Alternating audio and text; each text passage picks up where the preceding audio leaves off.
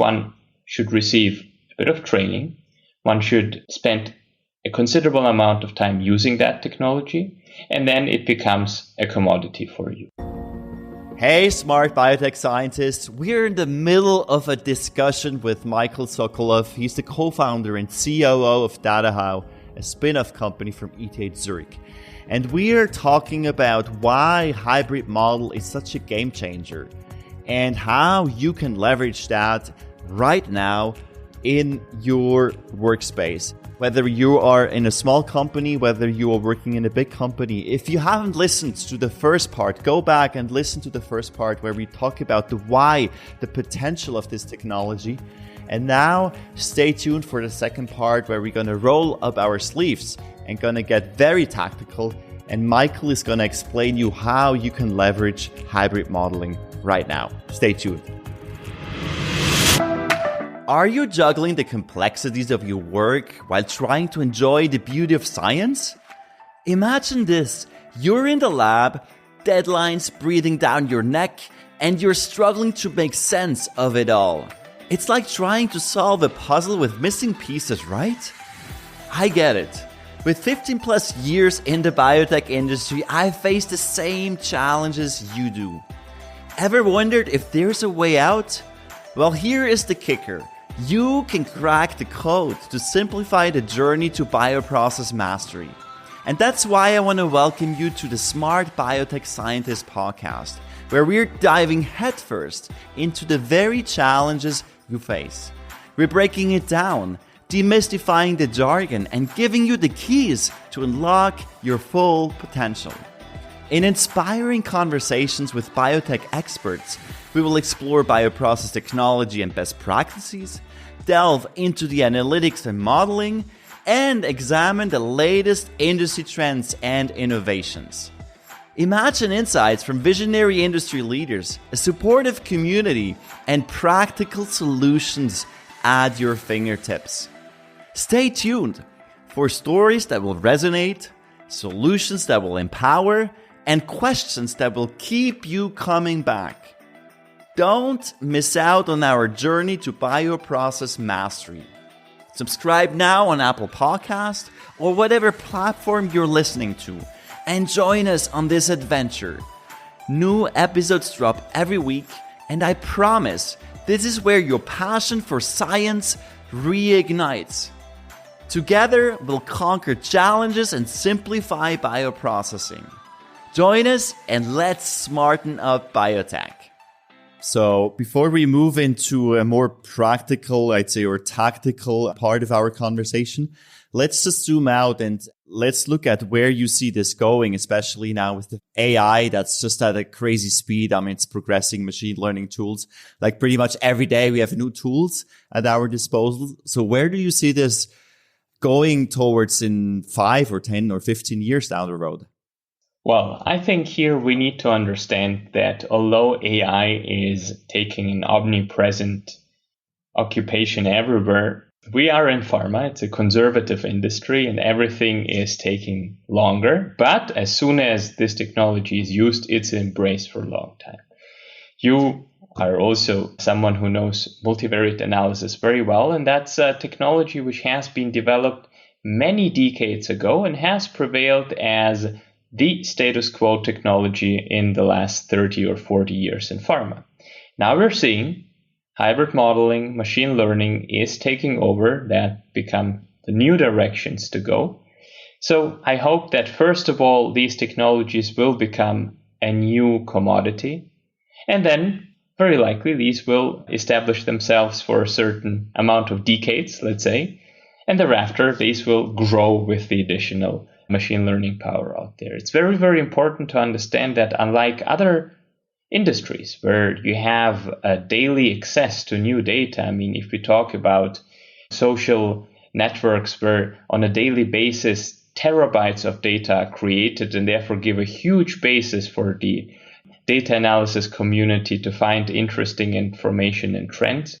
In pharma, we're still not in that domain where we're producing that amount of data, especially in pharma manufacturing. Therefore, we need to understand we live in a small data world. We have very complex practical questions which we need to answer.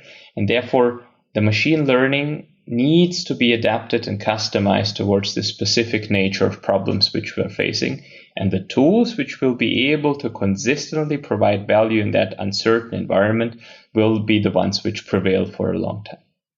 Yeah, that's great. Well said, Michael. Now, you mentioned the magic word practical. Let's get practical. Imagine that I am working in a smaller company, in a small startup, and I don't have all those fancy resources. So how can I, as a biotech scientist, get started and leverage these amazing hybrid modeling tools? Assuming that you have a certain capacity of reactors available and you have a well-defined goal, which is very, very important to start with, being, for instance, improve your productivity, you would start with, let's say, an initial design of experiments where you would analyze possible degrees of freedom which you have in your process, being process parameters such as temperature, pH, the choice of the cell line, the choice of the reactor type or so. After running this initial, what we call calibration design, you would have a first understanding of what are possibly interesting triggers of the process. The model would learn about these, and thereafter it would suggest where to place the next experiments in order to get closer towards your goal. And like this, iteratively, fully respecting the capacity you have available, you would be driven by defining a process design which fulfills your process needs, which can be larger productivity, which can be certain quality attributes to be either low or high or in a specific range. So it's really an offline sparring partner which you can use in order to take better decisions about using your capacity and therefore converging faster towards your optimal design. Shall you, however, say, well, actually my processes are taking very long, and I'd like to actually optimize my process in real time. We have recently visited a very interesting lab which has been running plant-based cultures and with isolated plant cells with processes running for several months. Here the idea is to say that the hybrid model can be directly linked to the process as a digital twin. It learns as the process is running, and you can introduce perturbations during the run in order to see whether the process has a certain sensitivity to these changes or not. That's another very attractive possibility. And how many reactors would you need to start? Is this just a few or several, or what is your recommendation? So we have seen that there is very small companies with small capacity starting from either not even 10 shakers or just 4 or 8 bioreactors. That is completely sufficient because like this you have a parallel stack of systems which you can use to investigate different conditions and then fine-tune their combination to reach your optimal goal. Wow, that's amazing. So you can start out with very little tools actually and leverage the technology. That's powerful. Let's talk about the digital twins. You mentioned that already. So how then do we go once we've started and we've generated the first few data sets? How do we develop this digital twin? The idea of a digital twin is that only have a model which you trust in understanding your process and withdrawing relevant information of how to design it. But that sparring partner would be active in real time.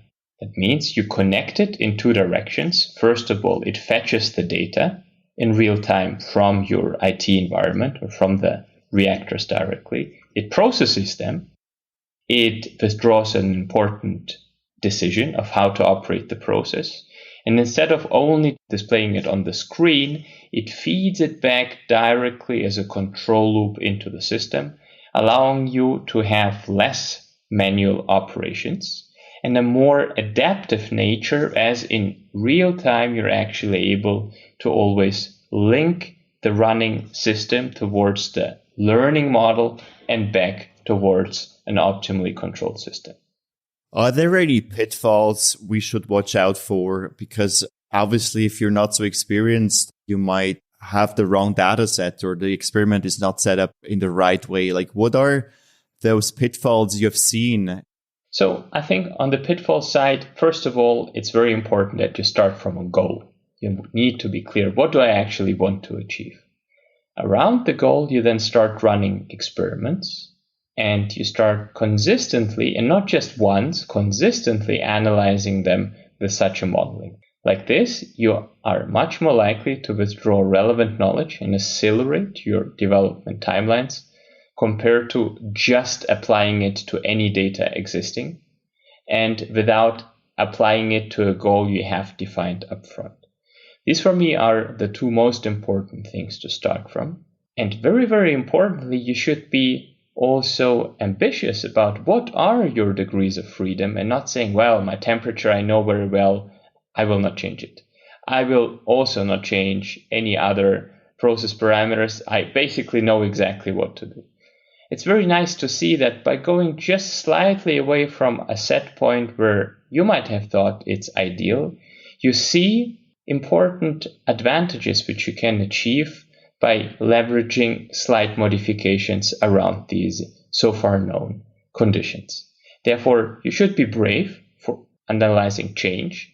But on the other hand, change is requiring quantification. So you should also be brave to admit that in your scope, certain changes do not have a strong effect and focus only on these where you see a very strong effect and explore these more in depth. And often the human cognitive ability is limited to rank these potential factors very clearly, to find their optimal combinations, and to do that with very few data. And this is where these models can help a lot.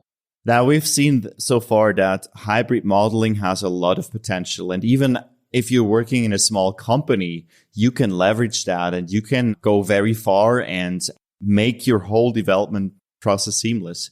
Now, another question, Michael, is where do you see the limitations of this powerful technology? Well, limitations are around the fact that you need to manage your expectations. It's not a machine learning magic tool, which from today to tomorrow will improve your titers tenfold. It will not replace humans, but this tool allows you to handle your daily workload in a more efficient way. And if it's packaged well, it's also a tool which should be of interest for any user and not any data and only data scientists, to basically everyone who is producing data. So from my side, I'm really an advocate of that technology. Therefore, I would not say that there is clear restrictions which we need to take into account. But on the other hand, one should receive a bit of training. One should spend a considerable amount of time using that technology, and then it becomes a commodity for you. So with all the complexity which comes down to hybrid models and digital twins, I think as of now, software vendors like us are trying to package that in an as much as user-friendly ways. Therefore, the general bias that a modeling tool needs to be used by experienced modelers is completely not. Machine learning is now more and more becoming available to a very broad community, and therefore you should really address that as a general possibility you have. And maybe a last very important point here, as much as you're as a team addressing process development, you learn from each other. Someone is more expert on the side of, let's say, cell line selection, someone more on media or process design. Similarly, as a team, you need to build the digital infrastructure around the process. Someone might be more expert in databases, someone more in modeling. Someone is producing the data in the lab, but knows this data best compared to all of the others. And an ideal solution should allow all of these stakeholders to collaborate and to take decisions faster together. You mentioned it before, Michael. You said that the pharmaceutical industry is conservative. So hybrid model is great, but this conversation wouldn't be 100% if we didn't talk about the regulatory environment, because everything is great if you develop it, but if you can't use it at large scale, I mean, there will be some limitations. So can you tell us a bit what is the current regulatory perception and acceptance of this technology? Yes, I fully agree. It's very important to involve the regulators in that perspective. And I think regulators have been great advocates to try and to use any forward-looking and promising technology. So there has been a very interesting publication, that was several follow-ups thereafter, of digital twins being required as a pillar towards Industry 4.0, towards more automated and adaptive process operation. That being said, these health authorities are not imposing which technology to use, but are advocating to try whatever new and promising technology is out there, especially in process development, where you are not obliged to document all of the procedures, but much more are obliged to document your process design in its robustness. A tool which has allowed you to define that faster and more accurately is, of course, of great help. Similarly, in manufacturing, when such tool is used purely for monitoring purposes, again, it's just a value-adding tool to your overall filing story. Only in the moment where you deploy the digital twin for active process control and manufacturing, of course, you require the complete GMP validation. But also here, similarly to other technologies which have made its path towards being validated as they have been becoming more and more popular and following the life cycle of a process from early stage development towards manufacturing, I'm very confident that in the filings soon to come, we will see more and more companies filing information centered around hybrid models being used, or even digital twins being used within their process development and scale-up activities. Yeah, it's exciting to see where this will lead us, how it will change biomanufacturing. As we're wrapping up, Michael, what's the number one thing you want our listeners to take away from our discussion? The number one thing is that if you are in bioprocessing, you should be using a digital technology consistently to analyze your data, whatever this technology is.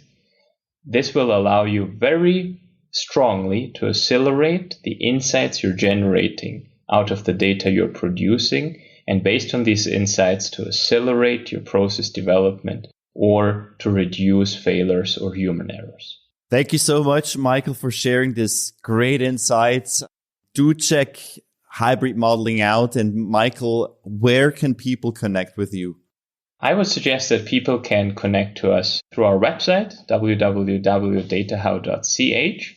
We are also teaching numerous hybrid modeling courses, both digitally as well as in person in Zurich. So that's also an opportunity to get more about that technology. And if you're interested in a demo of our solution, you can really watch the videos online. So please feel free to contact us, but really look out for digital solutions that can be a big game changer in our industry in the future.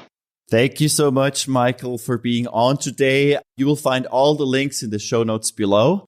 Thanks again for sharing these insights, Michael, and thanks a lot. Thank you, David, for having me. All right, smart scientists. That's all for today on the Smart Biotech Scientist podcast. Thank you for tuning in and joining us on your journey to bioprocess mastery. If you enjoyed this episode, please leave a review on Apple Podcasts or your favorite podcast platform. By doing so, we can empower more scientists like you. For additional bioprocessing tips, visit us at smartbiotechscientist.com. Stay tuned for more inspiring biotech insights in our next episode. Until then, let's continue to smarten up biotech.